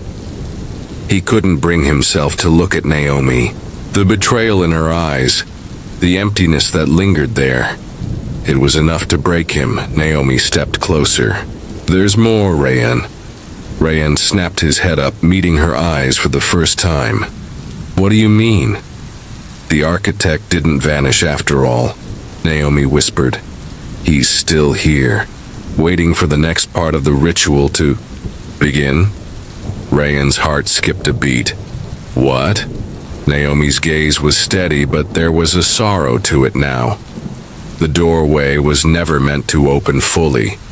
It was meant to open just enough to bring a part of him through. Just enough to bring the architect's will into this world. Rayan staggered back, his mind reeling. You didn't stop it? You knew this and you let it happen? Naomi's expression darkened. I didn't know, Rayan. Not at first. I didn't understand until it was too late. But now, we have to finish it. We have to destroy the architect before he can completely cross over. Before this town and everything in it is swallowed whole. Rayan stood still, the weight of her words crashing down on him. Kellen was gone. The architect was coming, and there was nothing they could do to stop it. They had been wrong. They had thought the ritual was about opening a door, but it was about something far worse. The architect wasn't just an entity. He was a force, a primal, chaotic power that existed beyond the physical world, tied to the very fabric of the town itself. The symbols, the rituals, the deaths, they were all part of a design. A plan that had been set in motion long before any of them had arrived in Calderwood. Rayan thought back to the symbols etched on the walls of the mausoleum. He thought of the strange, twisted patterns Kellen had drawn, the words that Clara had left behind. They were all connected. The architect had planted the seeds long ago, and now they were blooming. And now, the town was the root of the cycle. Naomi's voice was a whisper. We have to go to the heart of it. We have to find the source of the power, the place where the architect's influence first took hold. Only then can we destroy it. Only then can we close the door for good. Rayan nodded. He didn't have any other choice. Kellen was gone. Calderwood was lost. But maybe, just maybe, they could end it. If they could find the heart of the power, if they could sever the root. The building trembled.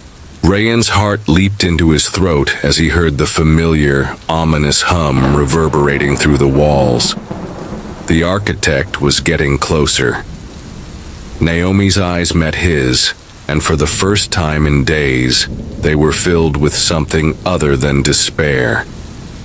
Hope. But it was fleeting. In the distance, through the shattered windows of the room, the sky had darkened, swirling thick clouds consuming the horizon, and the door was opening again. The storm was closing in. Just like the door, Rayanne and Naomi rushed through the crumbling corridors of the old building, their footsteps echoing off the cold stone walls. The air grew thicker with every step, pressing against their lungs as if something was suffocating them. Rayanne's mind raced, trying to keep up with the tidal wave of revelations. Kellen, lost. The architect, still here. And now, the door. Between worlds had cracked open once more. Naomi moved ahead of him, her expression focused but weary. Her hand gripped the edges of the map she'd drawn earlier, a crude thing, hastily sketched with landmarks and symbols she had uncovered in the old files. They were heading toward the heart of it all, the place where the power began, the place where the architect's influence had taken root long before any of them had ever stepped foot in Calderwood. The power source, Naomi murmured, her voice barely above a whisper. It's not just a building, Rayanne. It's the land itself. The town. It's tied to the architect's power. We have to destroy the source if we want to stop this. Rayanne nodded, swallowing hard. The weight of their mission pressed down on him, heavier than anything he had ever felt before. It was no longer about just stopping a killer. It was about stopping an entire force, something far older and darker than any of them could have ever imagined. As they reached the edge of the forest, the storm broke. Rain poured down in torrents, the sound deafening against the canopy of trees. Lightning cracked across the sky, illuminating the twisted branches that seemed to reach toward them like skeletal fingers. This was where it all began. This is it, Naomi said, her voice tight with fear. The place they never wanted anyone to find. Rayanne's heart pounded in his chest as he looked around. The trees were unnaturally still, the air heavy with a tangible sense of dread. Every shadow seemed to move. Every crack of lightning illuminated something he didn't want to see. Naomi led the way, pushing through the thick undergrowth, her movements sure, despite the tension in her shoulders. Rayanne followed, trying to ignore the dread that crawled beneath his skin, the cold sweat dripping down his neck. Then, through the trees, they saw it. It was an old stone altar, cracked and overgrown with ivy. A monument to something ancient, something that had been forgotten by time. The altar was surrounded by a ring of tall, twisted trees, their trunks scarred with strange symbols, some of which were too familiar. Rayanne's eyes widened as he recognized the markings, the same ones that had been in the mausoleum, the same ones that had been carved into the basement walls. The architect's symbol. Naomi's voice was low and urgent. This is it. This is the heart of his power. This is where the ritual began. Rayanne could feel the energy radiating from the altar, a dark, pulsing force that made his skin crawl. His hand instinctively reached for his gun, but he knew it wouldn't be enough. The door was opening. A gust of wind swept through the clearing, making the trees groan as if they were alive. The ground beneath Rayanne's feet trembled, a low hum vibrating through the earth. The altar began to glow. Faintly, its surface etched with ancient runes that seemed to shimmer and shift in the dim light. Naomi's face was pale. It's too late. Rayanne's gaze snapped to her. What do you mean, too late? We can still stop this. She shook her head, her eyes dark with regret. The architect is already here. The ritual can't be stopped now. It's already in motion. Before Rayanne could respond, the air around them grew colder. The wind howled through the trees, and the ground split open, revealing a dark, gaping hole in the earth. A shadow emerged from it, tall and unnatural, its form shifting like smoke. It was more than just a man. It was something else. Something older. The architect. His eyes were the color of storm clouds, swirling and turbulent. His smile was thin, cruel, and utterly devoid of humanity. Rayanne's hand clenched into a fist, his heart pounding. "We can still fight him." Naomi stepped back, her voice shaking. "We can't. He's not just a person, Rayanne. He's the force behind everything, the balance of life and death. He controls the cycles, the rituals. We're just pawns in his game." Rayanne's chest tightened.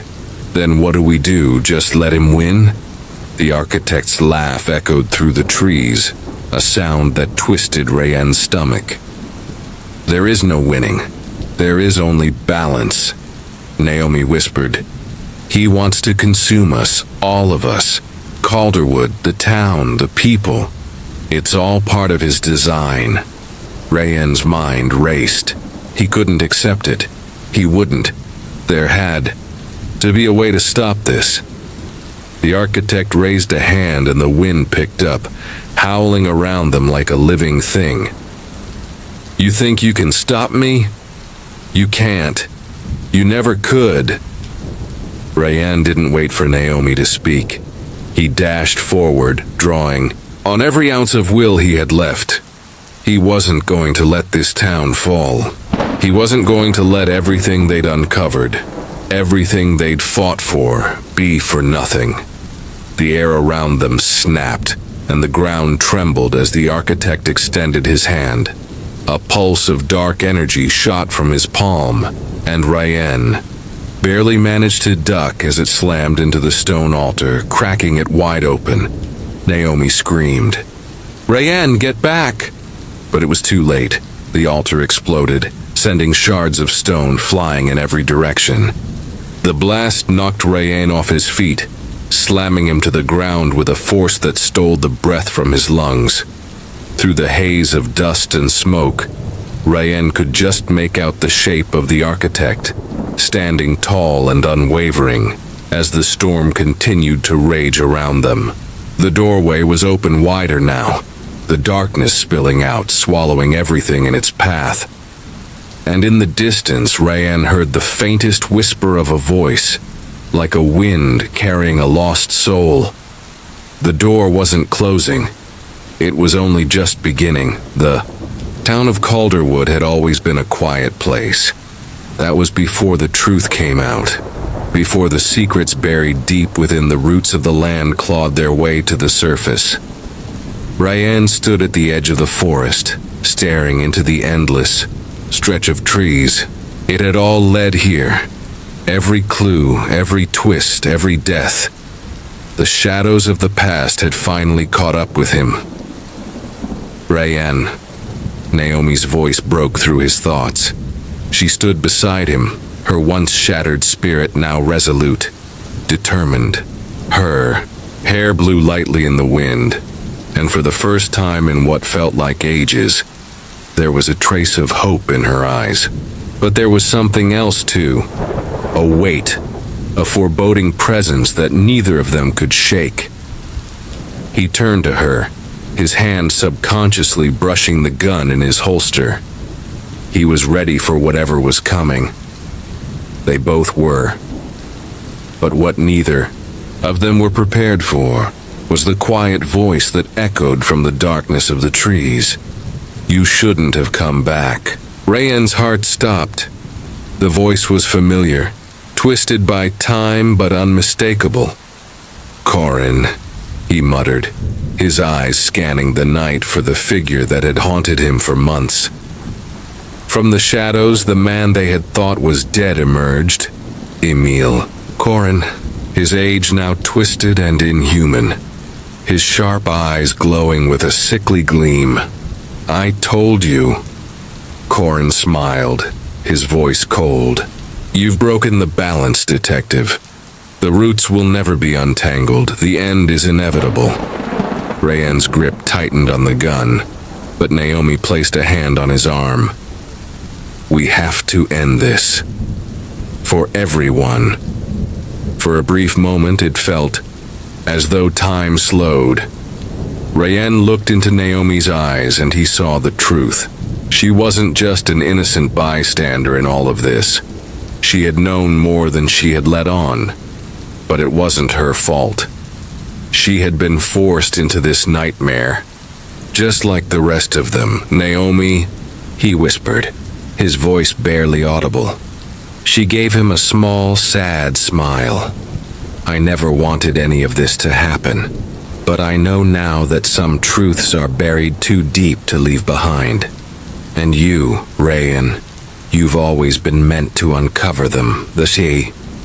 Wind picked up, carrying with it the smell of wet earth and decay. Rayanne turned back to Corin, his thoughts spinning. There was no going back now. There never had been. You never were the top, Rayanne said, his voice steady despite the tension that thickened the air. You were just another cog in the machine. Another sacrifice. Corin's eyes glinted. And you? You think you're going to stop this? The architects were never meant to be defeated. The roots will grow, Rayanne, and you'll watch them. Before Rayanne could respond, Corin's hand shot out, and the forest seemed to stir, as though the trees themselves were reaching out to claim them. Naomi cried out as the ground beneath them cracked open, the earth threatening to swallow them, whole, but Rayanne was ready. In one fluid motion he drew his gun and fired. The shot echoed in the night, reverberating through the woods like a warning. Corin's body jerked, but he didn't fall. He only smiled again, this time with a look of maddened victory. You're too late, he whispered. It's already begun. With that he turned and walked into the forest, disappearing into the depths. Rayanne and Naomi stood frozen, the echoes of Corin's words lingering in the air. The forest was silent. Too silent. Rayanne's breath came in shallow gasps. It wasn't over. Not yet. We need to stop him, Naomi said, her voice quiet but determined. Rayanne nodded. The tension in his chest threatened to explode, but he knew he couldn't let fear consume him. They were close. He could feel it. They moved deeper into the forest, following the path that Corin had taken. The darkness around them pressed in, heavy and suffocating. The trees loomed like silent sentinels, their twisted branches reaching toward the sky. Rayanne's heart pounded as they moved further into the abyss. The air was thick with the scent of earth and decay. And then they found it, the mausoleum. But this time there was no mistaking it. It was more than just an abandoned house. It was something far worse. The walls were alive, pulsating with a strange energy that seemed to call to them. The air crackled with an electric hum. Rayanne's eyes flicked to Naomi, and he saw her hesitation. She had never wanted to be here, never wanted to confront the nightmare that had been creeping up on them all this time. But now she had no choice. They entered the mausoleum. Inside, it was different. The walls were lined with symbols and strange markings, etched deep into the stone. The room was circular, and in the center there was an altar, a sacrificial altar.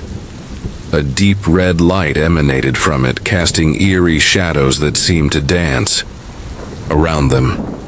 At the far end of the room, Corin stood, his back to them. His face was turned to the altar, and he seemed to be speaking in a language Rayanne couldn't understand.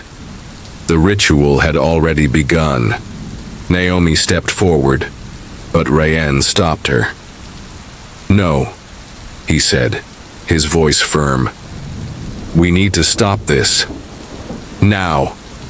He aimed his gun at Corin's back and fired again. The bullet struck him, But once again, Corin didn't fall. Instead, he turned slowly, his eyes glowing with unnatural intensity. "You still don't understand, do you?" he said, his voice reverberating with dark power. "The roots are far older than you could ever imagine. You're just the latest in a long line of pawns." Rayenne's mind raced. This wasn't just about murder or power. It was about something much more ancient, something beyond their understanding. "Naomi," he said urgently, "we need to destroy the altar. Now!" Naomi nodded, her eyes hardening with resolve. Together they moved toward the altar. Rayenne fired at the symbols etched into the stone, hoping the bullets would have some effect. The altar cracked, a deep rumbling sound filling the air. Corin screamed in fury as the stone shattered. And then, it happened. A surge of energy ripped through the room, and the walls seemed to implode. The ground shook violently, and Rayenne and Naomi were thrown to the floor. The world seemed to dissolve into chaos, and for a moment, Rayenne thought he was losing consciousness. But as the dust settled, something had changed. Corin was gone. The altar was destroyed. The forest around them was still. And then there was silence. Rayenne didn't know how long they lay there, recovering from the blast of power. But when he stood up, he saw that the forest had changed. The trees, once twisted and gnarled, now seemed to be at peace. The air was no longer thick with menace.